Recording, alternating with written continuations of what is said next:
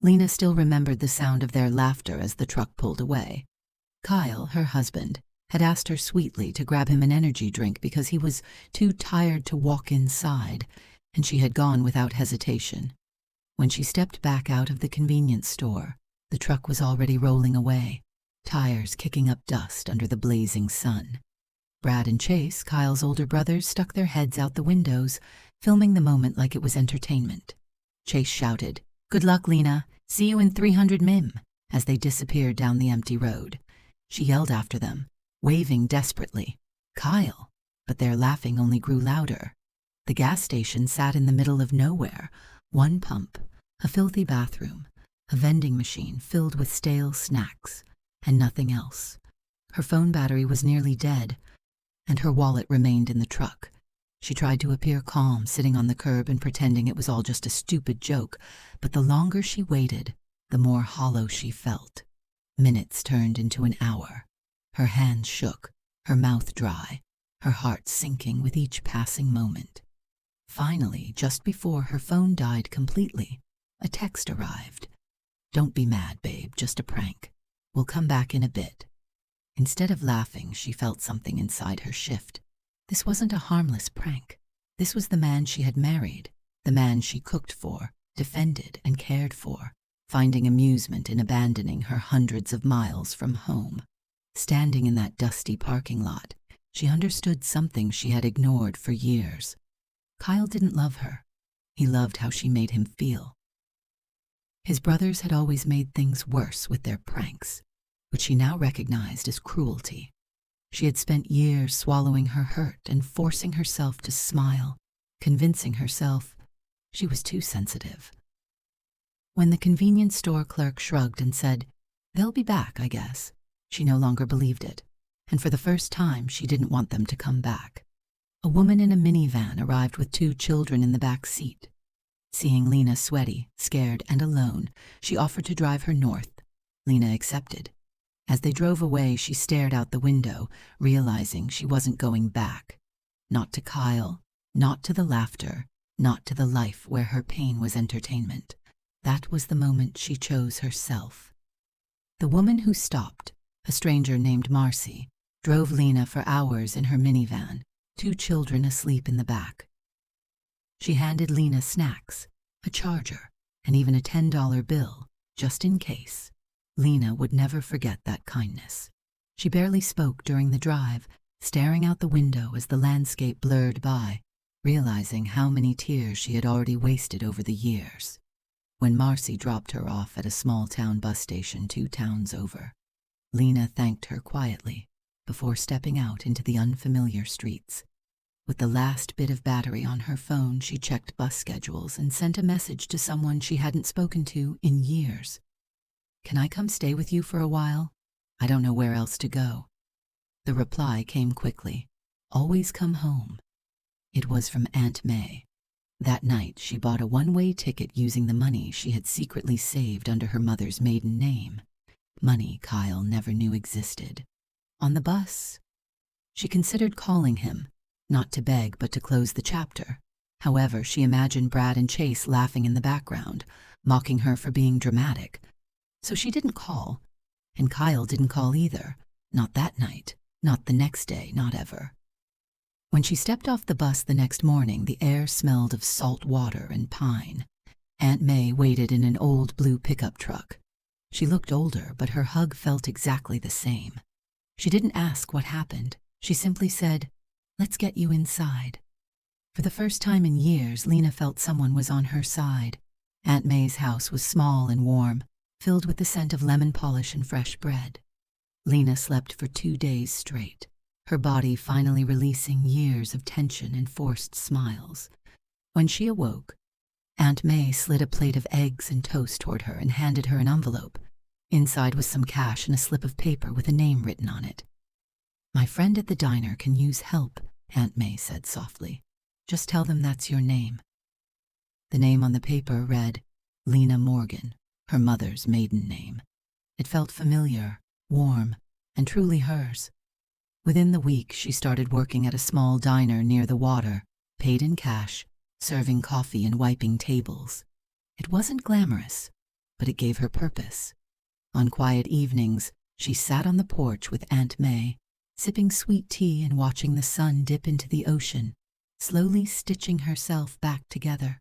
Here, she was beginning again, calmer, safer, and finally free to breathe. Weeks passed quietly as Lena settled into her new routine at the diner. She poured coffee, took orders, and wiped down tables while the ocean breeze drifted through the open windows. The customers were kind, and Mrs. Carter, the owner, handed her cash at the end of every shift. In the stillness of this new life, Lena began to feel pieces of herself returning, pieces she thought she had lost forever. Then everything changed one slow Tuesday afternoon. The bell above the diner door jingled, and a man stumbled inside. Tall, rough around the edges, soaked in blood, he collapsed near the counter. For a moment, Lena froze, thinking it had to be another cruel joke. But when she saw the fear and pain in his eyes, instinct took over. She rushed forward, pressing a towel against the bleeding on his side while whispering, "You're going to be okay. Just hold on." Mrs. Carter called 911, and paramedics worked on him right there on the diner floor. Before they wheeled him out, the man grabbed Lena's wrist and looked straight at her. "Thank you," he rasped. His name was Grant. She didn't expect to see him again. But a few days later he returned, limping, bruised, yet standing. He sat at the same booth near the window and ordered coffee. "What's your name?" he asked. "Lena," she answered cautiously. He smiled. "Thank you for saving my life, Lena." From then on, Grant became a regular presence. He didn't talk much, sometimes reading the newspaper, sometimes staring out at the ocean with a distant look that tightened her chest. He listened when she spoke, never interrupting or turning her words into a joke. For the first time in years, someone simply heard her. One stormy evening, rain hammering against the windows, Lena returned home to find Grant sitting on Aunt May's porch, drenched and exhausted. When she opened the door, he whispered, "I didn't know where else to go." Inside, wrapped in towels and holding warm tea, he finally told her the truth. "I used to be a detective," he said quietly. He explained how his partner had betrayed him, how he'd been shot and left for dead, and how the department covered it up. He had lost his badge, his home, and his name. Lena didn't run or recoil. She simply replied, "Sounds like you needed to get away." That night, he slept on the couch. When she handed him a blanket, he gently touched her hand and murmured, "Thank you, Lena, for everything." For the first time in a long time, she didn't feel alone. As autumn settled over the coastal town, Grant became woven into Lena's daily life. He helped Aunt May repair the porch railing, carried groceries without being asked, and swept fallen leaves from the walkway. He never made her feel indebted. He simply showed up, steady, quiet, and present. Lena found comfort in his constancy, though she noticed moments when he stared out toward the ocean with a haunted expression, as if waiting for something to catch up to him. One afternoon, Lena returned home to find the front door wide open. Her heart clenched. Aunt May was out, and the living room appeared untouched. But a kitchen drawer, the one where Aunt May kept spare cash, sat open. Nothing else seemed disturbed, yet Lena couldn't shake the feeling someone had been inside. She called Grant, and he arrived within minutes, checking locks and walking the property. His expression darkened. "This isn't random," he muttered. "Someone's watching." She felt a chill. "Me?" she asked. He didn't answer. After that, Grant stayed closer. He installed new locks, mounted a small camera over the porch, and placed a flashlight by the door. He remained calm, but Lena sensed his mind racing. At night, she slept with the light on, Aunt May offering quiet comfort when she noticed Lena's unease. "Sometimes the people we run from don't chase us because they want us back," Aunt May said softly while folding laundry. "They chase us because they lost control." The word settled heavily in Lena's chest. Nearly 5 years had passed since she last heard Kyle's voice, yet the moment she opened the door one gray afternoon and saw him standing there, time seemed to collapse. He looked older, leaner, with longer hair and dark circles under his eyes. He lifted his hands slowly, as though afraid to frighten her. "Lena," he said softly, "please, can we talk?" Her breath caught. How had he found her? Before she could respond, footsteps approached behind her. Grant moved to stand between them in one smooth motion.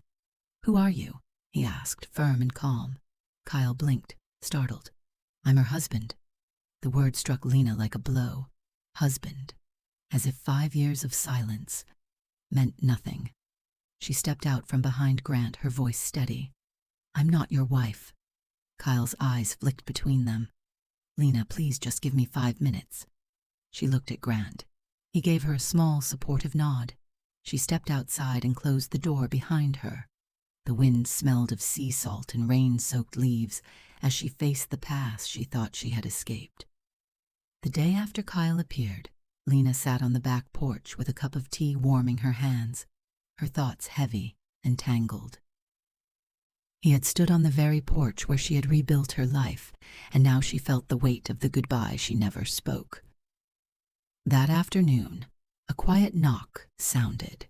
When she opened the door, Kyle stood there again, eyes hollow, shoulders slumped. "I'm not here to argue," he said softly.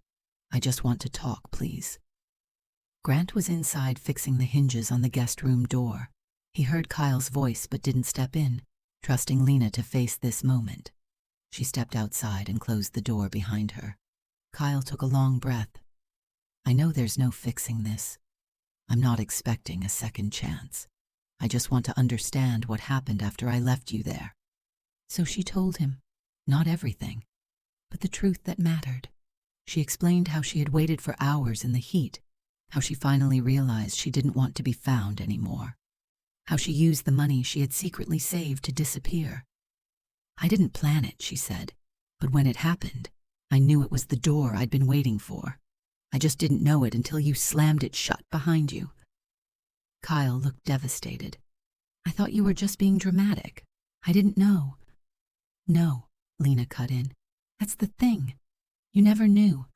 Every time I tried to tell you how your brothers made me feel, how exhausted I was, you told me to chill out or take a joke, and when I couldn't laugh, I became the problem." He didn't argue. He simply nodded, accepting it. When he asked about Aunt May and learned she had passed away, he flinched. Lena explained quietly that she had passed in her sleep a year earlier, her heart simply giving out after a long, gentle decline. There had been no drama, just a peaceful morning on the porch, knitting resting in her lap. The loss had hurt deeply, but it was also the moment Lena realized she had to stand on her own. Then he said quietly, "I saw the way that man looked at you. He's not just your fiancé. He's the one who showed up when I didn't." Weeks later, Lena found herself walking down a courthouse hallway, reporters lining the walls, cameras snapping. Brad and Chase were being sued after one of their pranks at a workplace had caused a woman to have a seizure and nearly die. Their online fame had collapsed overnight, and the lawsuit had dragged Kyle into the fallout. Lena had been called as a witness, not for revenge, but to provide context. On the stand, she described the gas station incident, the hours of fear and abandonment, and how the public only saw laughter without understanding the long-term emotional damage behind it. The courtroom fell silent as she spoke, the weight of her experience finally acknowledged. After the session, she walked outside into bright sunlight. Kyle followed her, hesitant. "Do you still hate me?" he asked. "I don't hate you," she replied. "I just don't belong to you anymore." Then she turned and walked toward Grant, who reached for her hand. As they descended the courthouse steps together, Lena felt something she hadn't felt in years: freedom. Kyle stood alone at the top of the stairs, watching her walk forward. This time, she wasn't the one left behind.